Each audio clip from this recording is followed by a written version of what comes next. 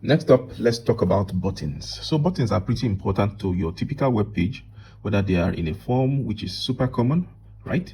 We've got a button here to create an account, a PayPal button, a Google button, an email button. Those are all buttons, but also we often will just have buttons that don't necessarily exist inside of some form. This login button, a sign up button, join, these may actually be links masquerading as buttons thanks to CSS, but it's pretty common to have buttons, right? Up arrow, down arrow, those are all some form of a button, or they look like a button at least. So there's an element, surprise, surprise, called button, and button has an opening and closing tag, and whatever text we put inside of it will be used to label the button. And just like all of these other inputs that we've seen, these different form controls, each browser has some default styling, but you can change that. So the button that you're going to see right now is not the permanent button that you'll be stuck with. You can change it once we get to CSS. So why don't we add a button at the end of the form that says submit or something? That's all we need. Button, closing tag, and then some text inside. Refresh. And there's my button. It says submit. Okay, so now let's talk about what this button does. If I click this button, what's going to happen here? Oh, what happened? It took me to /tacos. Why am I at /tacos? Well, that is the action of my form, and /tacos just does not exist at the moment. It's not being found. File was not found. It's looking for a file called /tacos. It doesn't exist, but it's taking me there. It's sending a request because I'm submitting the form when I have a button in a form and I don't explicitly say this should not submit the form. It is going to submit the form. So I could make a couple of buttons. I'll put one up here and it says, please do not submit the form. I'll put one in the middle, submit. I'll just say in the middle. So I've got three different buttons. One has the text of submit and it submits the form. One says, please do not submit. It also submits the form. And then the middle one says in the middle and it submits the form.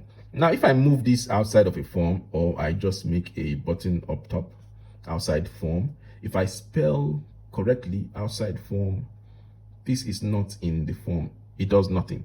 I can use JavaScript to make it do something once we get there, but at the moment, it's not submitting a form. It doesn't do anything. So if you have a button inside of a form, the default behavior will be to submit that form. But we have an option. We can pass in an attribute called type, just like the type attribute for input. But we have different options or different values. So what I can do is set type equal to button, and this tells the browser I want this button to behave just like a button. I don't want it to be a submit button, but just a regular old button that won't do anything. So I'm clicking it and it no longer submits the form. The default when a button is inside of a form is for it to submit. So if I change it back to that, it submits the form, or I could just leave it off. But if you want a button instead of a form that does not actually submit the form, you can set it type to button. But that's not that common, at least not until we get to JavaScript. There are times you may want this. Okay, so that is one option. One other thing that you will see sometimes, although I'm not a big fan of it, is an input with the type of submit. And this is kind of, it's not a bad way at all, but it's another way to make a submit button like we have here.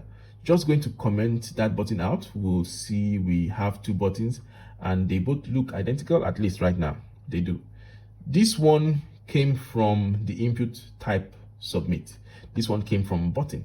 And the reason I don't like this is that it's an input, which means there is no closing tag.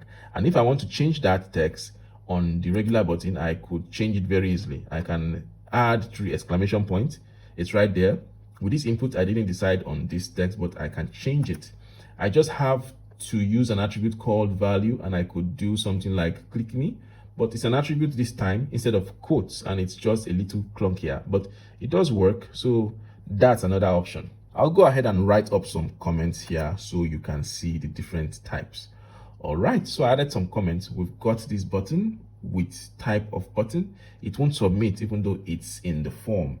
We've got this button with no type, but the default is set to submit the form when it's inside of a form. And then we have input type equals submit. It also submits the form, but I don't like the syntax as much. And then lastly, I added a button outside of the form just to show you that there is no default behavior. It's acting like a regular type equals button, not type equals submit. It won't submit any form. It does nothing.